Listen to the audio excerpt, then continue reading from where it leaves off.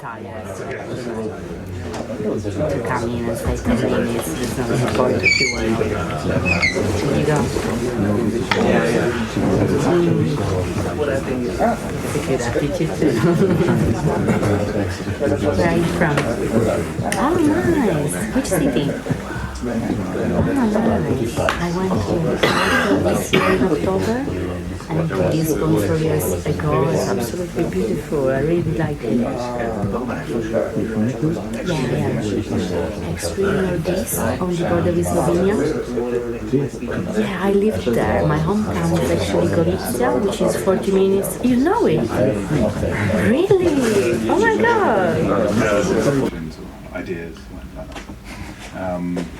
So I'm just going to play the song so you can get an idea of what it is.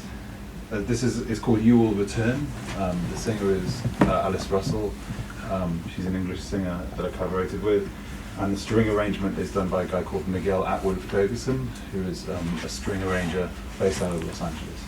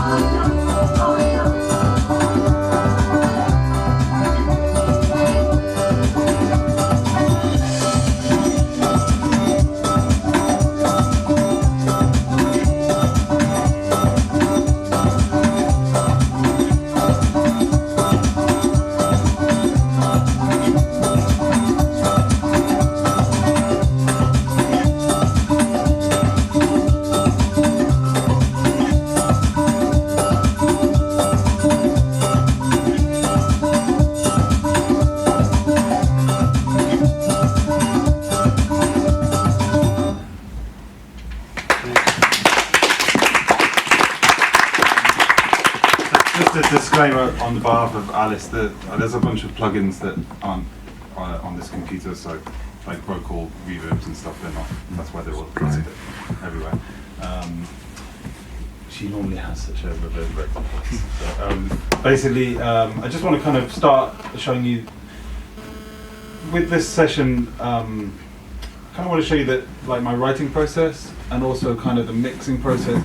Everything's a little bit like kind of caught up in the same process. So like I tend to kind of mix and write and kind of loop and stuff at the same time. So I just wanted to show you my starting point for this song, which was with the guitar. So kind of this was, I think, the first thing that was recorded. And at this point, I didn't know where the song was going to go.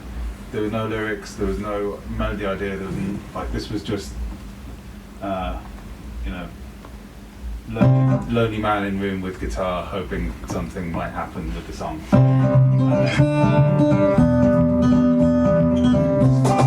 So then this, second guitar.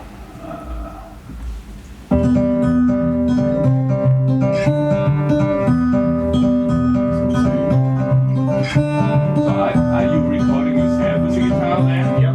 So it's me sitting with a guitar, with a laptop just like this, with Ableton, microphone. I think, if I remember right, it's a Fair Dynamic T88, MG88, M88, something like that. It's a dynamic microphone, so just a simple microphone and guitar. Acoustic guitar. Acoustic guitar, yeah. And then I guess, so basically I work and write within Ableton with these projects, so you can see I kind of like, basically I normally get like a couple different loops going. This is one, and then I got this one.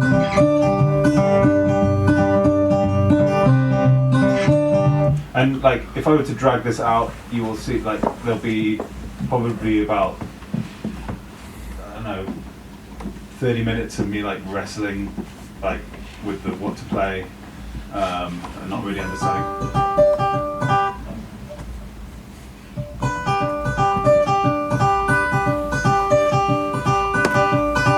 And eventually getting it, and then me, looping up.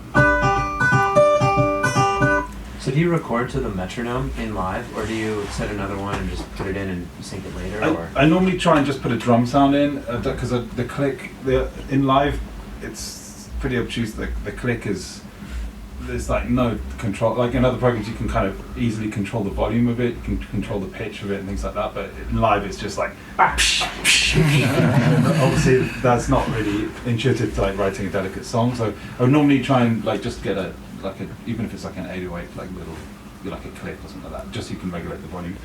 And then on this song, I guess, just talking from a writing point of view, I was looking, my mum and dad are folk musicians, so I kind of grew up with a lot of acoustic music, and it was something that until this record I hadn't really gone more acoustic, and the instruments I inherited when my father passed, so it was kind of like two very important things to kind of record for me was this banjo here, which is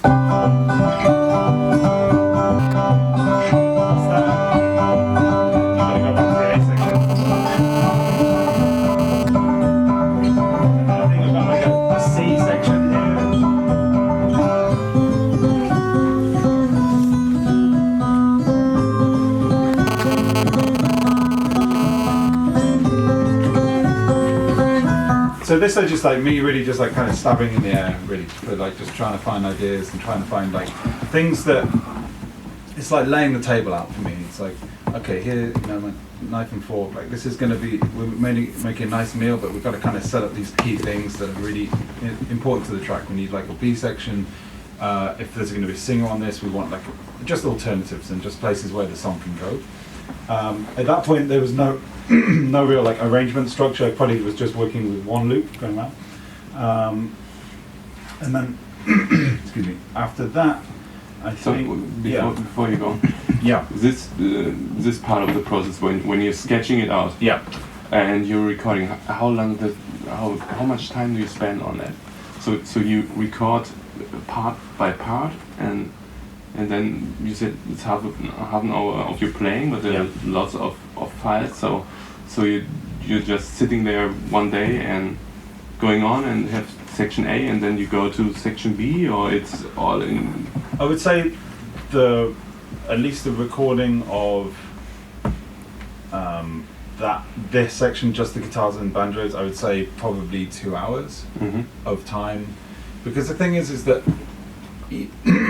ideas like that, they just kind of like, I don't know, for want of a better analogy, because it's like a Sunday, but I would say that it's kind of like a bird coming to the window, right? It just like comes to the window, and you have to, it can just fly away also, and it can fly away really quickly, and the next day will be a different bird, and it's just, so you've got to kind of work with it whilst it's there, because otherwise it's not going to be there. So sometimes, you kind of just like, yeah, I'll come back to it later, and then you come back to it later, and you just make a completely different song, which can be good also. So it depends whether you want to just keep, but I feel like if the idea is flourishing, you really just have to stick with it. But I would say it's kind of like compartmentalization. What's it? Compartmentalizing? That's what I'm word. It's kind of like separating your mind from like being kind of like the artist, like feeling and like having to record, but also the realism of like, shit, we got to get loops out of this, and this needs to be a song, and I've spent too much time on this. Like, this now needs to be structured, and like kind of self-editing in the process as well. So, and knowing when you've arrived at something and you should stop, which is really important. Does it happen that, for example, you get past this moment and you start recording with Alice, for example, and then you say, oh, we need a C part here, so let's get back to the guitar and the banjo and do a C?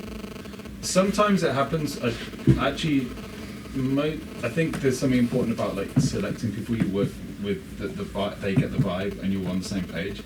Because I recently did a session last week with a singer where I had like I only had an A section actually, and we needed a B, and so we ended up doing the B in the session, and that was cool because it kind of, she had a lot of ideas of where it could go.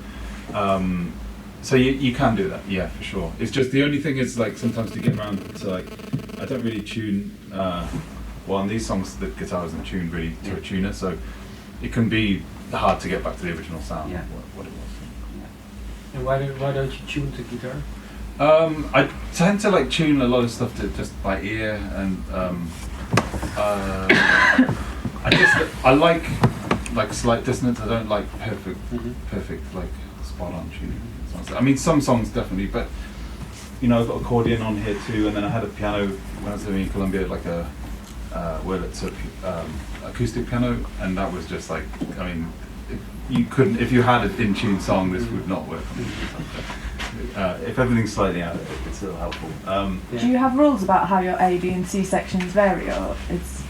I'd say the A kind of needs to be like, it does change, I would say, because sometimes like the A is like the meat, and you're like, well, this is the song, this is like the heart and soul of the song, and sometimes you come up with like an A that's like, this feels like the like the kind of setting up of a great song, but this isn't that bit, but this is like something that's kind of like ushering in something else. I think it's also like when you're in these processes, it's just like immersing, and this doesn't have to be guitar, it could be like, I don't play keys, so that's kind of like my method of getting into it, but it's just immersing yourself in the kind of the air of the song and trying to pull out these threads, because it's really weird. It's like one of those, there's a moment like where you're just like walking around in the darkness with songs, and then it's almost like at some point through playing, you kind of like, somebody just brings up the lights and you start to see kind of these forms, and then it's suddenly like, wow, that's just like what this song is. Like this is where it has to go. It just starts to feel natural,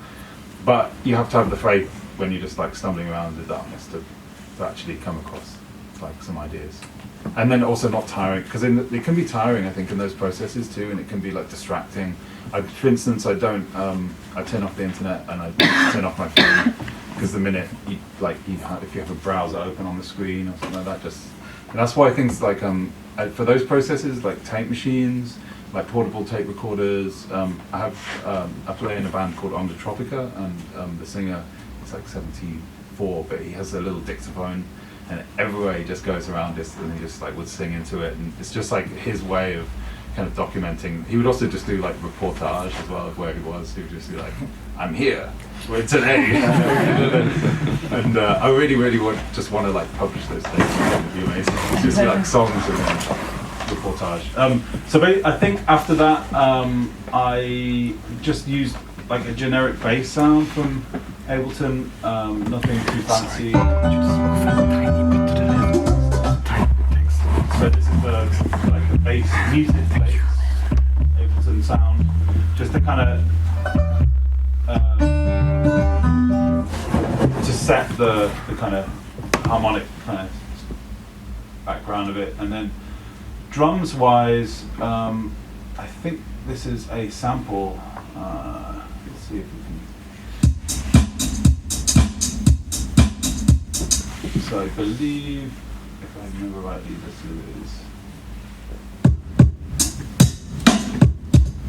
is just a drum sample that I've cut up. So, and I've like super spliced it down, so it's very staccato.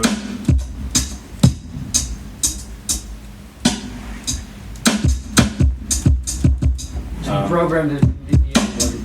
Yeah, I don't tend to use any like a drum pads or anything like that, so I just use the screen, the piano roll screen here. So this is, if I was just, yeah, I would have just, there we go. So that's how I wrote them out. So just with the, and I'm kind of lazy, I know there's somewhere in there's that draw tool, but I tend to just copy things around. You don't want to be in the room when I'm doing that. It's like, yeah, I mean, actually I'm not very good to live with really yet. I've banjo and then that afterwards, possibly the worst thing. So yeah, okay, so we got like, at that point, I think that I left this song for, like with this.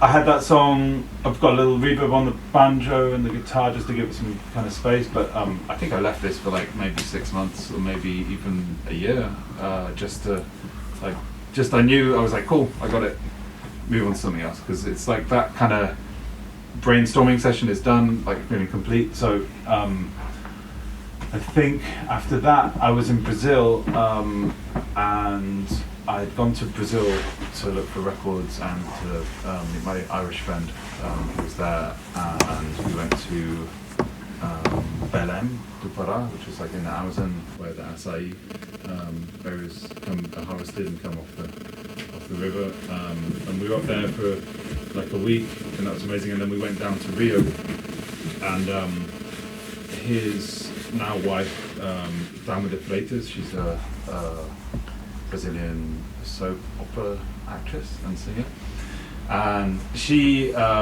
basically is a great singer, and introduced me to lots of different people in Rio, one of which Duani, her percussionist, who was percussionist playing, she has a band called Orchestra Imperial. So I was hanging out with those guys, saw their concert, and I really wanted to record this guy because he's a crazy percussionist, and we ended up only having like one night before I had to go back, and I had to be at the airport at like 8 in the morning, and it's always like this. And so we ended up driving out at like, I think it was something stupid like 2 a.m.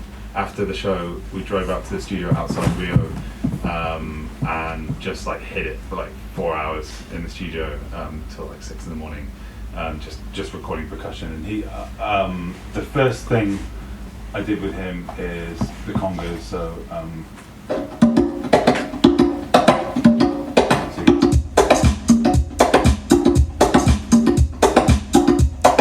And at that point, like I was getting really into forró, and like digging on a lot of music from the northeast of Brazil. So, I play accordion, so I kind of got into that sound through that. There's a lot of accordion, and they play a drum called zabumba, which is well, I have it in a lot of African music and also in European, like Eastern European music. It's like kind of like a round drum where they hit with a stick, but it's not like a hard stick. It's kind of like a little piece of, almost like a very flexible kind of stick, and it has a certain sound. And so I really wanted to get that on the track. This is what it sounds like.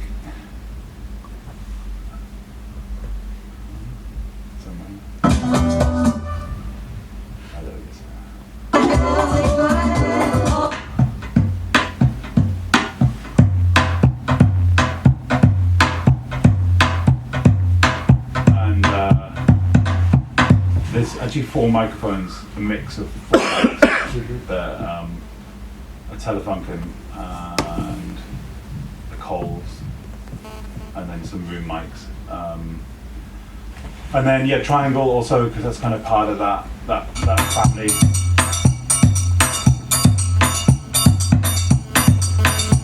Conga, the maracas.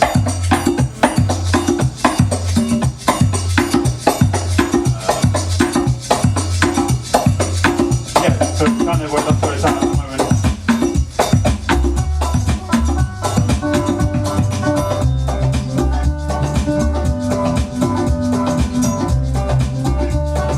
So I think after that session, I ended up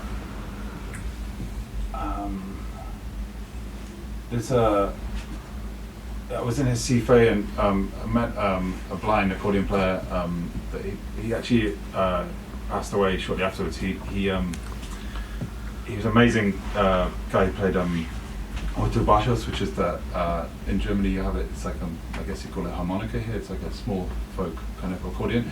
And met him and really got into learning some of those kind of songs. And I ended up buying an accordion from him actually. And he was blind. He was having dialysis. He had what's it called? Diabetes. So he'd lost. He had actually had amputation as well. He was like in the bed, and so it was a really interesting trip for me. And I think after that, I got like really into accordion again and started playing and learning a lot of songs. I go around, learn a lot of songs in Latin America from different accordion players. And I think I really wanted to get accordion on this, so I ended up recording some melodian kind of accordion thing on it. So. And actually, I think there's 2 accordions. There's as if one was not enough. So there's this one which has like kind of like a wet tuning, so that's when the reeds are tuned like slightly out of tune with each other, and they kind of create a tremolo sound. And then I think this one is like more of a dry tuning. And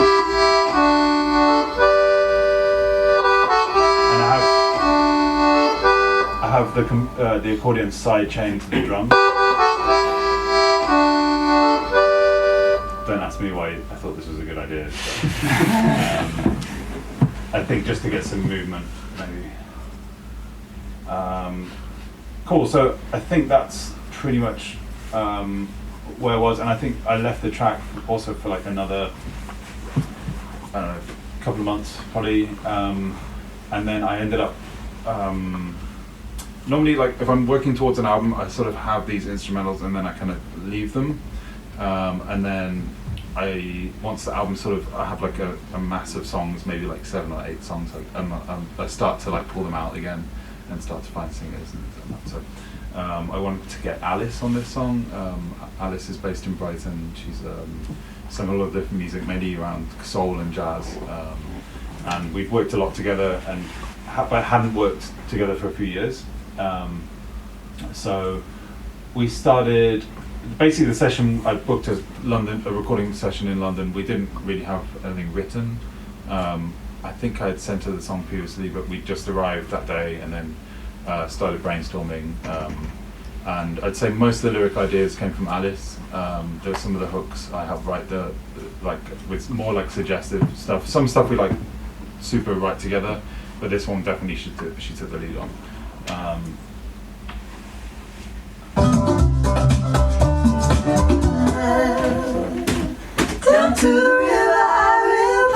I think, you know, this is the first voice. I walk the hills, I tread the path.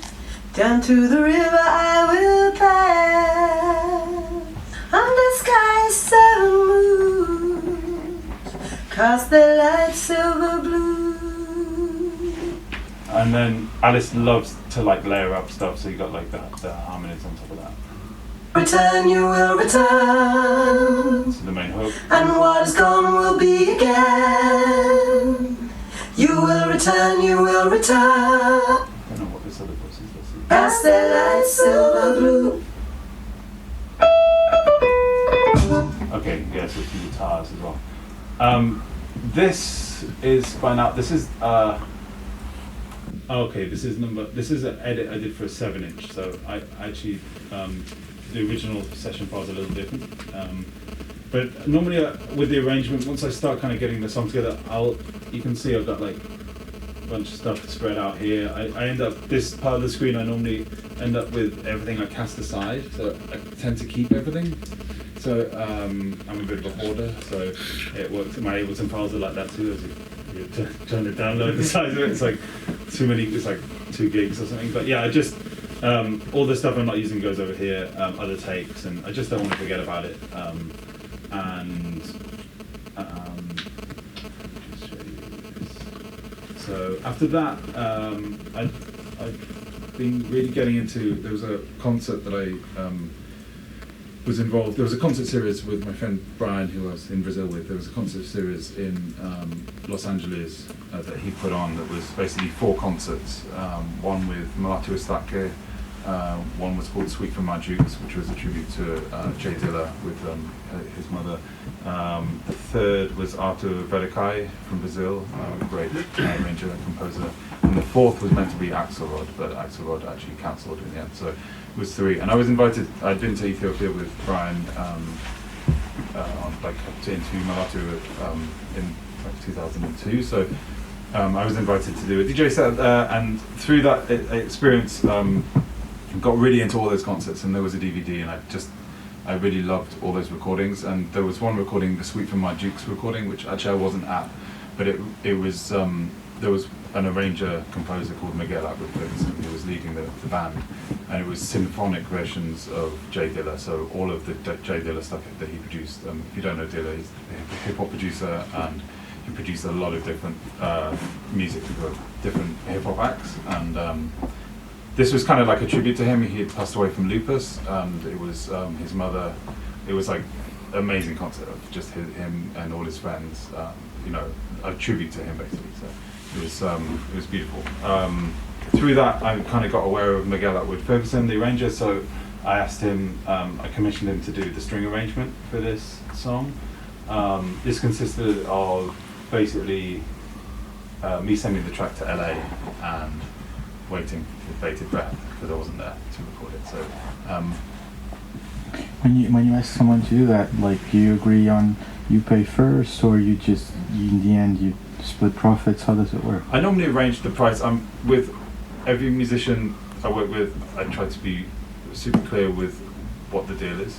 I don't think it's right that you engage like services and musicians without them knowing what they're being, what like. If it's going to be free and you're not paying them, they need to know. If they're going to make $1 million, they need to know. Like, or if you're going to give a publishing split, they need to know. So, I think I always try and when I first started making music, I used to distribute to musicians. I used to basically do publishing and recording points with everyone I've worked with.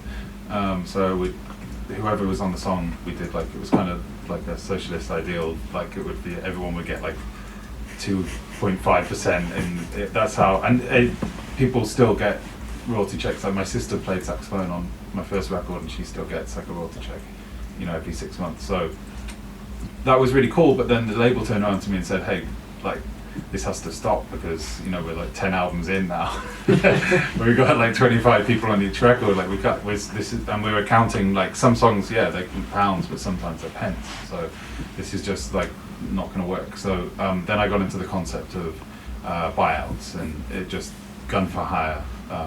paying people to come and arrange. And I think in the case of Miguel, you know, he's just looking to make money. He obviously wants to arrange, but he also wants to make a living. So he was just interested in a fee. So and most arrangers, I work with Artur Redekai as well in Brazil, and it's the same thing. Just it's kind of like a gun for hire, and he did a great job. Miguel. It was kind of like when you're working with somebody like that, it's just there's not really any questions asked really, because you're not going to need to redo anything, or it's just like the caliber is so high, you know. Can I ask with Alice Russell, is it the same bassist? With Alice, it's a little different because we've been working together. We tend to just split everything down the middle. So I always try and get singers a fee. Normally the fee is like in advance. So if I work with a singer, I'll pay them a recording fee, and then that will be like in advance on that 50%. So and then it's like 50-50 down the middle on publishing and recording. So and that's normally on the instrumental version too. So even if their vocal isn't on it, they'll be earning because they're associated with the song. So. And with the strings with Michael Ferguson, he doesn't get any copyright. I don't know. I can't remember if he does. I don't think he does. I think it was just about. And do you, maybe actually, you know what? Maybe he does. Maybe I got publishing split. Yeah, I would have to look at the line in those. do you give him a basic idea for the string parts, or do you leave it up to his? I guess with this we just talk through. We talk through the track a little bit. I think for me it's about picking people who will just get the vibe of the song, because if I tend to not work with people who question what the idea of the song is. Like I just want to find people who are just going to be like, yeah, I get it. Like, and that's like, it might sound lazy or something like that, but it just makes your life easier. I think just with if you just like, I could have got a percussionist who was just trying to do something completely different and like just out of. I mean, in the end, it was something completely different, and it brought something to the track. But like, if he wasn't like questioning, like, you know, what do you want me to do here? Like, how is this going to work? You know, it's like just a very natural process because he's just the dude. Like, just fine. I think just finding the right people is important. Did you go to Brazil to record the percussionist? Yes. Yeah, I was there in Rio. Yeah. So you went specifically? No, actually, I didn't. But I tend to always have my laptop with me so I can record. Yeah, I was going to ask you, what equipment do you take when you go travelling? Well, in this instance, I forgot my laptop on this trip. So it's a bad example, but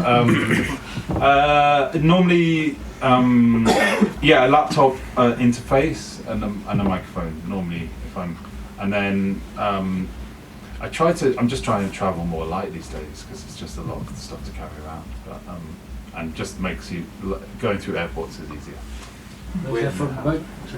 With this Brazilian musician, was he listening to the playback? Yes. Yeah. So he was aware of the banjos and the guitar. Like he was vibing off that. That's really important for sure, because rather than it being him just playing something, because you know what, like the people, I think sometimes, well, certainly from my experience, like from a European perspective, like there's a dumbing down of the importance of like tonality and voicing of drums. I don't know about you guys, but when I grew up, like in school, no one really taught me about. I was taught about melody on a piano, but I wasn't taught about melody on a drum, and melody and the kind of polyrhythmical kind of melodies that exist in drumming, and how those are really supporting to a song. You know, for instance, those low tones, like in the conga, you know, if they're not sitting right with the polyrhythms of the guitars, it's just all part of the same family. So. It's important, and I think it's important that somebody's playing to the song you're going to be playing.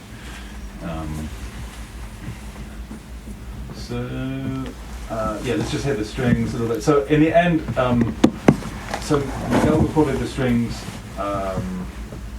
Actually,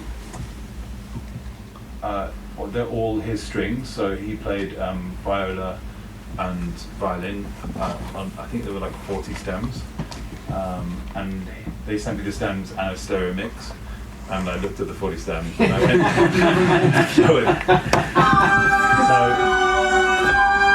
Actually, so I think you can hear how it begins.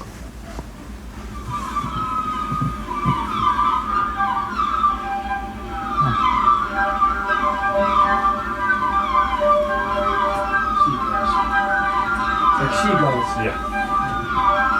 He sent this?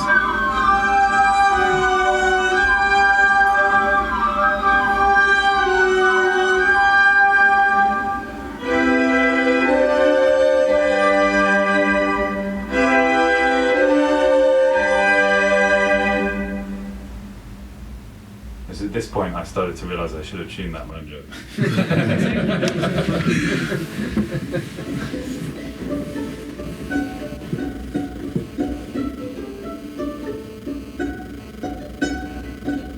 Quite reverby. Yeah. That was in the recording. This is on the stereo mix that they sent. So actually Miguel is like he knows what he wants and he knows the levels of all of the instruments. So that was part of the reason why I didn't use all the stems, because it was his ear that he kind of like balanced them, and I was like, I'm not gonna like go in there and mess up with that balance.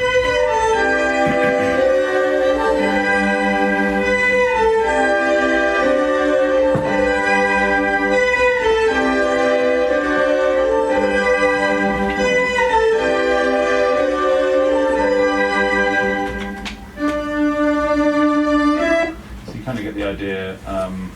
So what did you give the arranger? Did you write out the progression that you're using, or was it more just like he uses his ear because he's training that thing? Okay, that's yeah, he uses it. And so I work in a lot of different ways, and sometimes I arrange strings, and sometimes I'll be like very direct about what I want. But there's needs in songs to just be like, what do you feel? Yeah. Okay. Like you have a golden ear. Like you should. I want you in this track, and that's where it's more of a producer thing, and like stepping away from me being like, this is my song, and this is like, and just being like, no, this is like the greater good of the song, and we need to. And you're giving it over to the experience of that person. So, and in this case, yeah, he just picked out those motifs. So that's like his you can hear he's like taking some of the banjo stuff and like made some kind of different motifs with that, and yeah, it's like playful. Okay. Yeah. Can you share what you pay him, or is that something? I don't think I can remember, but I think probably over that, like probably $2,000, something like that, 1,500, maybe more. I don't know. That's about the going rate for arrangement. And including the musicians and so everything, yeah? For the strings. He plays himself, I think. Right? Yeah. He plays himself. I think so. Yeah. Right? Yeah. Ah, okay. I thought he plays with his group. Or I would say when you're working with strings, like minimum. Okay, so if I'm doing strings in New York, I'll probably, if I get string players like cheap, it'll be like probably $500 a session per string player. So if it's a quartet, you're talking $2,000. And then you need the arrangement. So if you haven't arranged it, you need an arranger, and they're also paying for that work. So in the end, he's a friend, and he did a really good rate for me. And I'm pretty sure because of that, he probably does. I hope he has. Publishing. But yeah, so I don't know. Strings can be expensive, but and then when I turned over the budget to the record label, they were like, "What the hell?" You produce this yourself, so you do the dealing with the... Yeah, it's like you got to kind of like navigate a little bit, the kind of just dealing with personality. I mean, that's the other thing about personalities, I would say, is that like making sure you work with nice people and personalities that don't suck your energy away from you, because that can be a real issue too. Just like, and everyone needs to. I think the thing about being open as well, about payment and about contracting, is that everyone. It's really important that when, especially with the larger sessions, when everyone's in the same room, you don't want anyone feeling like not committed, and you don't want anyone feeling like they're not being treated the same as everyone else. So it's just like, yeah. I can't remember what this is. Yeah, so I think the final thing was just these guitar chords on top. There's some like tremolo effects that I had, which I'm missing,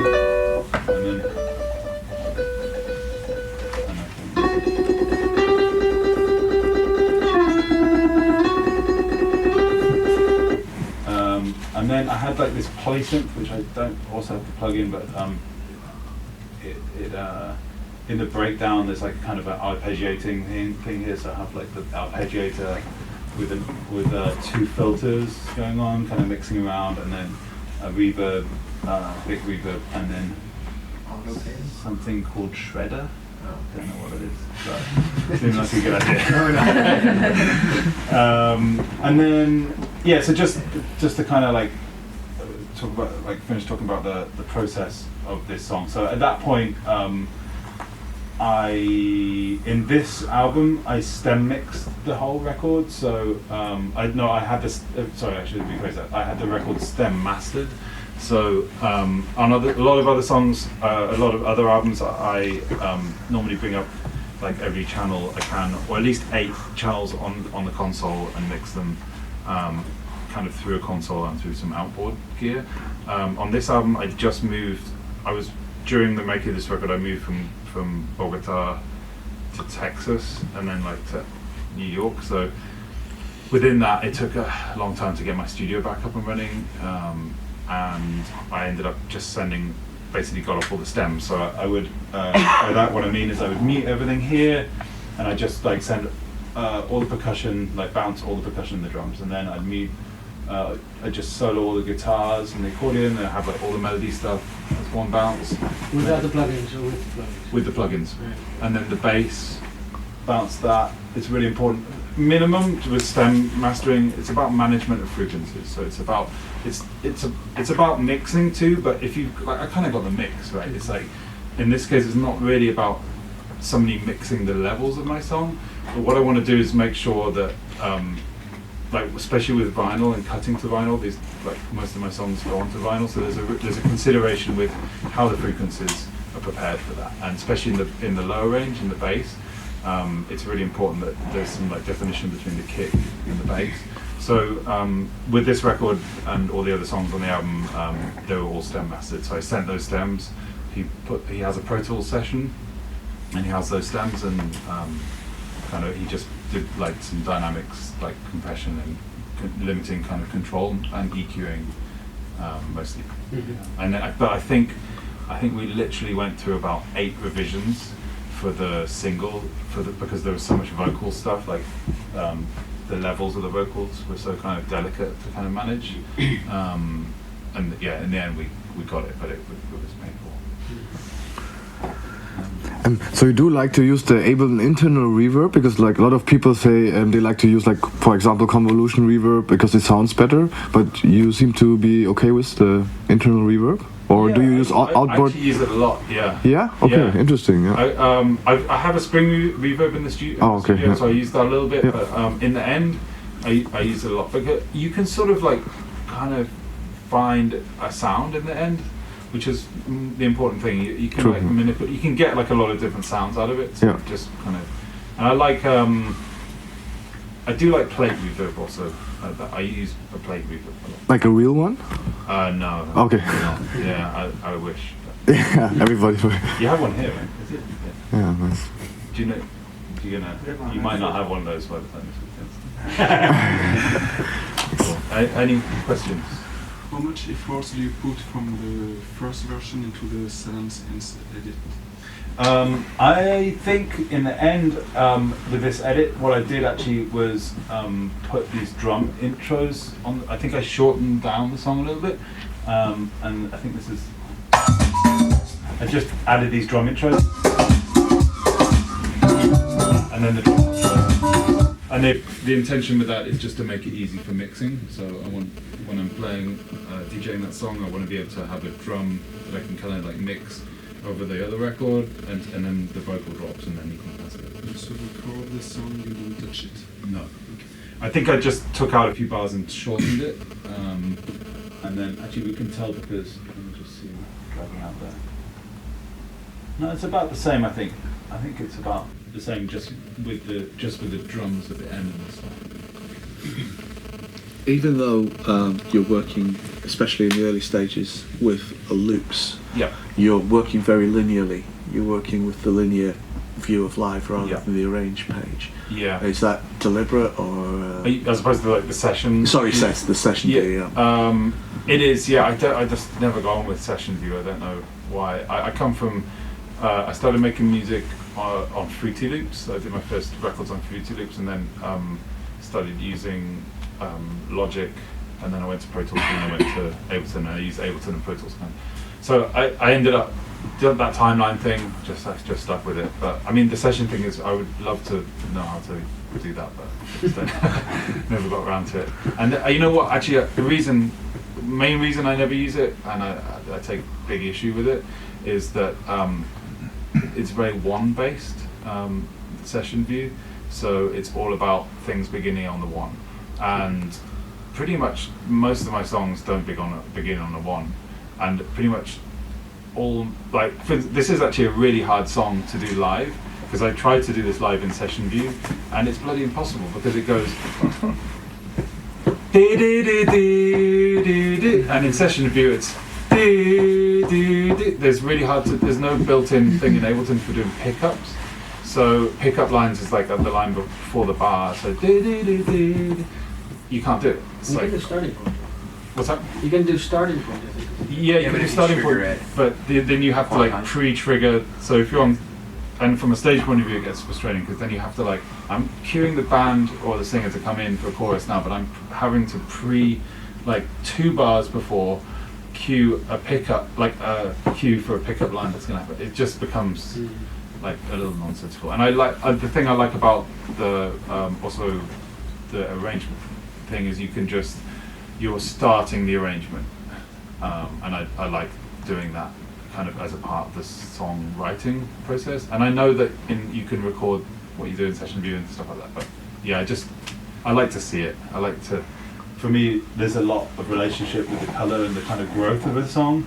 Like if it looks like this on, I kind of the symmetry and it kind of it just starts to make sense. Like the way I can see the breakdown there, I can see it coming out. It becomes richer here. There's at the start of the song when you're introducing the song, there's a lot of content here and stuff. So yeah, it gives me a visual. Why did you go from Logic to Ableton? It was Ableton was free, or we got a free copy, and Logic had just been bought. Logic was owned by a company called eMagic, I think it was called, and I just got sick of paying money to upgrades. Yeah, and this dongle and the whole thing, and I was traveling a lot, and also it became really unreliable for me. I don't know if it was my sound card or Logic, but I would have it stop in session, so I ended up buying Pro Tools, and then I was just working on Pro Tools, and I stopped doing a lot of electronic music, and then I got a copy of it. Any other questions? Yeah, you were saying in the beginning about the traveling, but is that really important to the creative process? Because this is, I think, the only part that was traveling was the Brazilian percussion part, or is that? Well, I guess the London part as well was done traveling. Yeah, but it's because you want to work with this singer who's based in London, but with the percussion part, it was more like, I see this percussion player, let's record. Yeah. It's more spontaneous. I think the London part was probably, I didn't go to record her. I think I was there in London doing something else, and I said, oh, I've got this song. Let's put something with that. But it's not something you really like, okay, I want to travel and meet random people and collect samples and do recordings while I'm there. I've done some trips like that. I tend to just try and rather than accumulating things from people and then trying to put it together, I normally try and have something I just work better than that. I know that other people can do that. Can you talk about? For me, it sounds like it's a huge investment from yourself. So you're traveling, and even it's a buyout, or you have to pay the other artists that work with you. Yeah. So it's a huge investment from your side. How it pay off in the end, because you have to run a business as well, or I don't know, maybe. I would say consistently, any money I've made from music, I ended up, it's I don't know, being addicted to drugs or something like that. It's like anything I've gained from it, I immediately just like, oh yeah, thanks. Give it back. So that's kind of like, it seems absurd. Like probably in the scheme of things, like this song, it probably paid back itself. It probably paid back the money I put in, and at some point it'll be on an advert for some like baby powder or something. Some like Japanese soap opera will license it for something, and I don't know. In the end, it's like the worth is in, you do have to watch budgets for sure. When I had a budget for the record, so I definitely overstepped the budget, and I have kind of a deal with the label that I fund the record and I come with them to the record, and we have like a ballpark figure. Pretty much every UK label I'm working with has a ballpark figure of about £5,000. That's like the normal kind of budget, and that's based on if you sell. I think it's based on if you sell 10,000 records or something like that. So there's like they back engineer it. They're like, okay, how many records do we think we're going to sell? This many. Okay, this is how much we can afford to spend on this record. And I come in with double that. And they go, what the hell are you doing? So I think I have with recordings also just been like, look, I'll just pay for this. It's okay. This needs to happen. So and I can only do that because I've made some money from music, so I can kind of like balance it off and do it. So, but then also save a lot of things. I'm not using a studio. I'm not using no one really besides the string player and the percussionist, and then the rest are kind of guitars are in there. So it's in the end it kind of works out. And then there's a bunch of songs on there that I just did just all me, and there's no one. I don't have to pay anyone on the song. So it kind of over an album. Maybe I have like 3 songs that I go, okay, I'm going to put some money into this song, and then there's other songs that it's like, okay, this is just a cool song. It doesn't need a string arrangement. In your work, Time is the Enemy. How did you make that bell sound, that bling bling bling bling? Do you know? Yeah, so that's a piano sample. Okay. Yeah, so it's like a very slowed down piano sample, and that was made in Fruity Loops. Okay. And it's actually the same sample, but panned hard left, hard right, and then triggered a beat around with each other. So. Okay, thanks. Thank you very much, I'm sorry. What's your system to keep all the parts that you're not using and that you are reloading like a year after? How do you keep everything together? I just at the end of the session just make sure to have in live just to do like all and save, and then just everything everything is then in this folder. So if you look in like the samples folder, you got all the imported stuff, and then every yeah. Do you also like pack it up and back up the pack, because you can like pack it in Ableton, right? A little bit smaller than zip or RAR. Yeah, I never do that. Never do it? Okay. But I should. It's good for collab because you can send it like in a small size, and then they can unpack it in Ableton. Cool. I have to try that. Is it just an option in Ableton? Yeah, just manage your files basically. Yeah. And then you can like at the end is like create a pack, and it will be a .alp file then. Yeah. Cool. Yeah. All right. Thank you. No problem. Do you have all your plugins and everything, or it's just the information and they can help? Well, you will save all first, and then you will just create the pack, and all information's in. Like if the guy don't have the plugin, of course you have to like render it down or freeze it. Okay. Yeah. I'd say like I consistently lost every piece of stems from every record I've ever done. I cannot like this is I've got this because this was 2014, so I haven't managed to lose them yet. Honestly, like everything I can't ever. At first, like Times the Enemy, all those like early songs up until like the 4th album or 5th album, I didn't back up. I didn't know that you had to save. Like I've done the song. Why would I need like all the bits? And then like after that, I started burning them onto CDs, and those CDs now are just like I don't know if you guys have seen these from that era, but like they're just like all the mirror stuff is peeled off, and it's like crackling, and it's not happy. So. Cool. What do you use when you DJ? And do you use Ableton to mix when you're DJing? I don't use Ableton to mix. I tend to try and play vinyl, and mostly I cut a lot of records, and I love vinyl, so I just try and be very vinyl specific. One thing that happened when about 10 years ago was like the Serato kind of thing came out, so that was a lot of people bitched out of it. It was a great thing because it used turntables with a laptop, and it enabled one thing it was cool about it is that it sustained the presence of turntables in clubs, because everyone was like using laptops with turntables. That's not the case so much anymore, but I kind of was using Serato for a bit, and I was like, oh, it's so great, you can use turntables with your laptop. And then I was just like, well, they're turntables, we should just be using them for vinyl, because I mean, they're still here. So the thing I would say I don't like about using Ableton is like I'm not really into the linearity of like auto mixing and with track turn things, where you can just literally like seamlessly like have every song exactly on the timeline, and you can just go from one to the other, and that I don't really like that. I like the impurity of like things being slightly out. I like the fact that somebody just was just like, oh, just see if this works. It might not work, and then it kind of. I like a train wreck every so often. So. Yeah, but Ableton can be useful if you're traveling from a point of view. Like if you just want to literally just like rock up with a laptop and do a cool set, and you don't want to like a bunch of cables, and that's definitely a good element. Cool. Do you do like purely electronic stuff as well, or you completely move to like this acoustic instruments and recording? I do. I've been working recently just with like modular synths and doing like a modular setup. So yeah, it can change.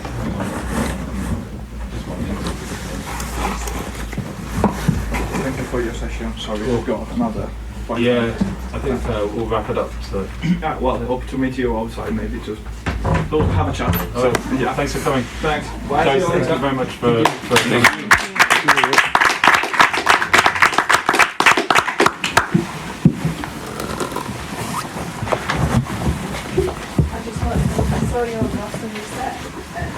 Cool. At the Beat Hotel? Yeah, that was it. That was that second maybe. Yeah, the bedroom. Oh yeah, cool. Yeah, it was really I want to write Yeah. my I have a few different things. nice. Yeah. Mostly Really good. That song, it was nice to hear it. All the tracks. Hear it broken down. Give me some inspiration as well, because I play guitar, but you know, yesterday when Sasha Ferreira was like dissing the guitar a little bit, it makes you kind of doubt yourself a little bit, and then when you hear someone else playing guitar and it sounded really good, it just, do you know what I mean? Everyone has different styles, I guess. Well, The thing is, the guitar is the best. Yeah. Okay, go yourself. I want to like still I was thinking if you ever got married at a wedding, just me. Yeah, There is a small version. Yeah, that's nice. I wonder if they'll like let you take one home afterwards. But there's one which is like half. Yeah, you can see lots of them. it's like most of the time What are you?